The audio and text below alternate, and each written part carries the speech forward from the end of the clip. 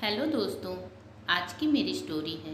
मेरी नंदें अक्सर सास के गुस्से में आग में घी का काम करती हैं। मीता आज भी उदास सी अपने कमरे में बैठी थी। तभी बाबूजी समोसे और जलेबियां लेकर आए और प्यार से अपनी लाडो को पुकार कर बोले, मीतू देख, मैं तेरे पसंद की जलेबियां और समोसे लेकर आया हूँ। बस बेटी, फटाफट चाय बना ला, सब मिलकर खाते हैं। मीता के पिता गिरधारी जी आज अपनी बेटी की उदासी दूर करना चाहते थे, इसलिए अपनी बिटिया के चेहरे पर मुस्कान देखने की भरसक कोशिश कर रहे थे। पर मीता हमेशा की तरह चहकती हुई दौड़कर नहीं आई। वह धीरे धीरे कदमों से चलकर आई और अपने पिता से समोसे और जलेबी का पैकेट लेकर रसोई में चली गई। सबके लिए मीता की यह हरकत अप्रत्याशित थी। यही मीता शादी के पहले इतना चहकती रहती थी और समोसे और जलेबी देखकर तो नाचने ही लग जाती थी। फटाफट अदरक कूट के चाय बना लाती और सबको बुला लेती। फिर तीनों भाई बहन और माता पिता सब मिलकर चाय और समोसे जलेबी का लुफ्त उठाते। पर आज सब कुछ बदला बदला सा था। पग फेरे के बाद यह चौथी बार मीता मायके आई थी। इस बार जब से वह ससुराल से आई थी बहुत उदास रहती थी, बिल्कुल बुझी बुझी सी। क्या बात है मीतू, तू इस बार जब से ससुराल से आई है उदास रहती है? तेरे ससुराल में सब ठीक है ना? कई बार उसकी माँ कल्याणी जी ने जानने की कोशिश की। उनके लिए बेटी के हृदय की थाह लेना बहुत मुश्किल हो रहा था। चंचल बातूनी बिटिया ससुराल से खामोश होकर आए तो माँ को चिंता होना स्वाभाविक है। पापा माँ, नीता हो या भैया हो, घर में हर कोई पूछता कि मीता तुम इतनी गुमसुम क्यों हो, क्या बात है? लेकिन मीता सबकी बात को टाल जाती थी। 4 दिन हो गए थे उसे ससुराल से आए हुए। इस बीच न तो सास ससुर और नंदों का कोई फ़ोन नहीं आया था। हाँ, पति का फ़ोन जरूर एक बार आता था, पर मीता फिर भी उदास थी। चौथे दिन जब मीता बिल्कुल उदास होकर छत पर बैठी थी, तब उसकी माँ कल्याणी जी 2 कप चाय लेकर वहाँ पहुँची और कोशिश करने लगी कि बेटी के हृदय की थाह ले सके। तू इतना उदास मत रहा कर बच्चे, बता तो सही क्या बात है? उनके इतना कहते ही मीता छोटी सी बच्ची की तरह उनकी गोद में सर रखकर रोने लगी। अरे क्या हुआ बेटा? अब मीता से नहीं रहा गया। उसने कहा, माँ, जब से मैं शादी करके उस घर में गई हूँ, मुझे लगता है उस घर में कोई मुझसे खुश नहीं है। ना तो मैं अच्छे से चाय बना पाती हूँ और न खाना बना पाती हूँ। ऊपर से किसी को मेरे हाथ का बनाया खाना पसंद नहीं आता। जब मैं सफाई करती हूँ किसी को पसंद नहीं आता। वो रोज़ के कपड़े भी आयरन करते हैं, जबकि मैं संडे के संडे करती हूँ। ऐसे ही बहुत सारे काम हैं जिसमें मुझसे गलती हो जाती है। मेरी तरफ से ही सब गड़बड़ होता है। बेटा, इसमें परेशान होने की कौन सी बात है? शादी की शुरुआत में सभी लड़कियों को यह सब सहना पड़ता है। काम करने की आदत नहीं होने की वजह से जब अचानक काम करना पड़ता है तो गलतियां होनी स्वाभाविक है। धीरे धीरे सब ठीक हो जाएगा, तुम इसकी परवाह मत करो। कल्याणी जी ने अपनी बेटी की बात पर मुस्कुरा कर कहा, बेटा कुछ भी गड़बड़ नहीं है। हर नए घर में सेटल होने में टाइम लगता है। कोई भी चीज़ एक बार में सही नहीं हो जाती। तुम थोड़ा समय तो दो, तुम्हें थोड़ी मेहनत लगेगी। थोड़ा समय दो बेटा, थोड़ा उन लोगों को भी समझने की कोशिश करो। धीरे धीरे सब कुछ ठीक हो जाएगा। वह सब तो मैं सही कर लूँगी माँ, लेकिन मैं जो भी काम करती हूँ उनमें मेरी नंदें मीन मेख निकालती हैं और कभी कभी सास मेरी प्रशंसा भी करने लग जाती हैं। तो मेरी दोनों नंदें आकांक्षा और अंकिता मेरी शिकायत करने लग जाती हैं और कभी जो थोड़ी सी भी गलती हो जाती है तो उसे बढ़ा चढ़ाकर सास के गुस्से की आग में घी डालने का काम करती हैं। यह बात भी बहुत बड़ी नहीं है मेरी बच्ची। जब तुम अपना काम बहुत अच्छे से करोगी कोई तुम्हारी चुगली नहीं कर पाएगा, क्योंकि तुम्हारे काम में कोई कमी निकाल ही नहीं पाएगा। क्या माँ, तुम सही कह रही हो? क्या ऐसा सच में हो पाएगा? क्योंकि जब सास मुझे डांटती है या भला बुरा कहती है तो मैं देखती हूँ निशांत का भी मुंह बन जाता है। कहीं ऐसा ना हो कि बार बार मेरी गलतियाँ सामने आने से निशांत का प्यार मेरे लिए कम हो जाए। मैं उसका प्यार नहीं खोना चाहती माँ। मैं उस घर में अपने पति के प्यार के सहारे ही तो हूँ। अगर उसका भी प्यार मुझसे खो जाएगा तो अगर मेरी इतनी गलतियां देखकर वह भी मुझसे नफरत करने लगेगा तब मैं कैसे जीऊँगी, कहकर और ज़ोर से रोने लगी मीता। वैसे तो कल्याणी जी ने अपनी बेटी का रोना नहीं देखा जा रहा था, लेकिन उसे समझाना भी जरूरी था। इसलिए बिना भावुक हुए स्वर को संयत रखते हुए मीता के सिर पर हाथ फेरते हुए समझाने लगी।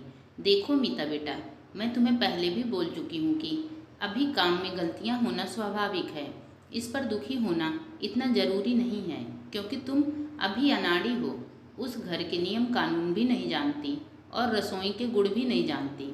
तो बेहतर यही है कि घर के जो काम तुम्हें नहीं आते या फिर जो नियम कानून नहीं समझ में आती, वह सब अपने साथ से पूछ लिया करो, क्योंकि वह घर की मुखिया हैं और बड़ी हैं।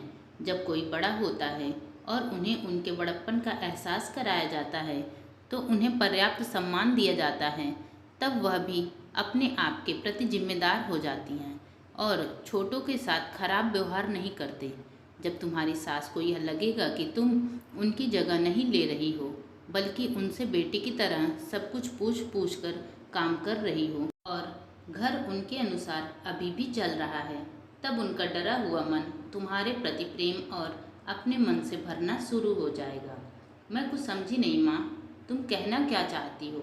नीता ने बड़ी उलझन भरी निगाह से माँ को देखकर पूछा। बेटा, मैं यह कहना चाहती हूँ कि अपनी सास को पर्याप्त सम्मान दो। वह बुजुर्ग हैं तो उन्हें बड़प्पन दो और घर के महत्वपूर्ण निर्णय अपनी सास से पूछ कर लिया करो। इससे उन्हें तुम पर गुस्सा भी नहीं आएगा और उनका विश्वास तुम पर जमेगा। वह तो फिर भी ठीक है माँ, वह कभी डांटती हैं तो कभी कभी प्यार भी करती हैं, पर यह जो दोनों नंदे हैं ना, यह दोनों एकदम जासूस की तरह मेरे पीछे पड़ी रहती हैं। इनका क्या करूँ? अभी अभी तो कहा था ना बेटा कि बड़ों को सम्मान देने के साथ छोटों को प्यार दिया जाता है, तो तुम्हें दोनों नंदों को प्यार देना होगा। अपने किसी किसी काम में इन्हें भी शामिल किया करो और साथ ही तुम्हें थोड़ा त्याग करना पड़ेगा, क्योंकि यह घर की बेटियां हैं और भाभी के आने से इन्हें लगता है कि इनकी जगह छिनने वाली है, इसलिए वह तुमसे ऐसा व्यवहार कर रही हैं। वह जब यह देखेंगी कि तुम उन दोनों को भी प्यार कर रही हो और उनके भैया को उनसे नहीं छीन रही हो, तब वह दोनों तुम्हारी चुगली नहीं किया करेंगी और तुम पर विश्वास करने लगेंगी और उनको तुमसे कोई शिकायत का मौका नहीं मिलेगा। दरअसल घर की बेटियां जब देखती हैं कि भाभी आ गई हैं और भैया बदल रहा है, फिर उन्हें अपने भाई का स्वाभाविक प्रेम और लगाव खत्म होता हुआ दिखता है, तो इसी से असुरक्षित होकर और दुखी होकर वह अपनी भाभी की चुगली और शिकायत करने लग जाती हैं। ओह माँ, तो यह बात है आकांक्षा और अंकिता के मुझसे नाराज होने की।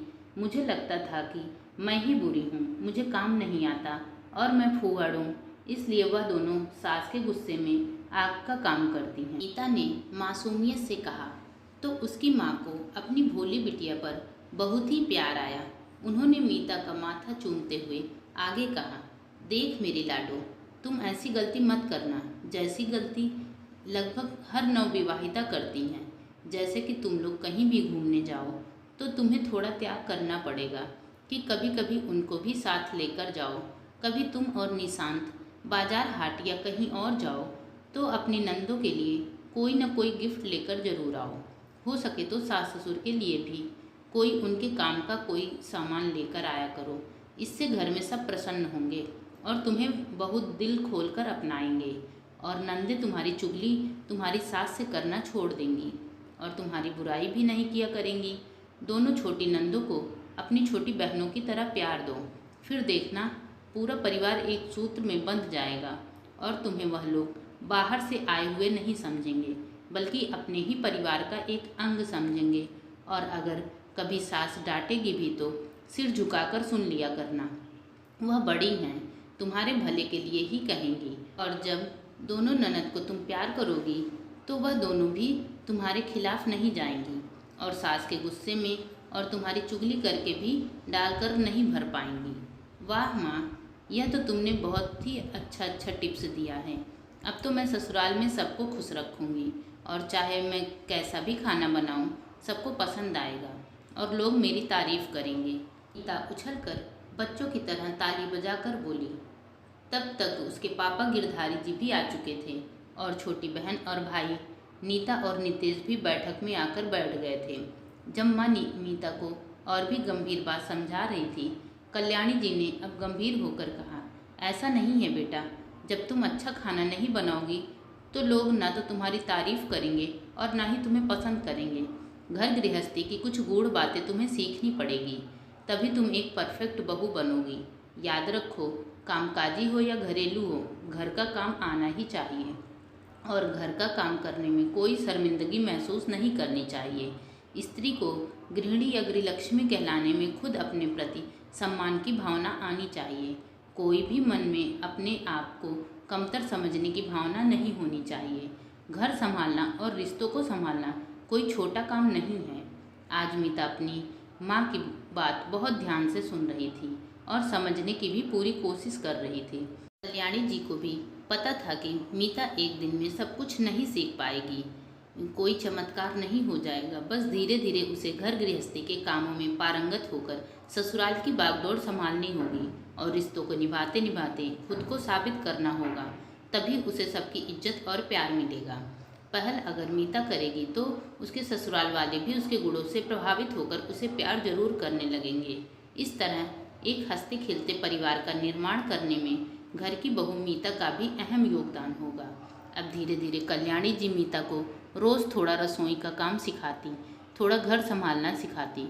कुछ दिनों में उनकी लाडली बिटिया ने काफ़ी बदलाव आ गया था। अब उसकी सोच भी बदल रही थी।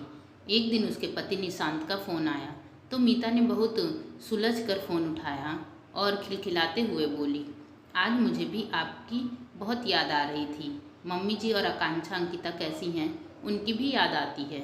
जब से यहाँ आई हूँ उन्होंने तो कोई फ़ोन ही नहीं किया। अब निशांत थोड़ा शर्मिंदा होते हुए बोला, मम्मी और दोनों बहनें तुम्हें बहुत याद करती हैं। उस दिन शाम को मीता के पास उसकी सास का फ़ोन आया और दोनों नंदों ने भी उससे खूब बातें की और उसे जल्दी आने को भी कहा। उनसे बात करके मीता एकदम खुशी से गदगद हो गई। इसके ठीक 2 दिन बाद निशांत का फ़ोन आया कि वह उसको लिवाने आ रहा है।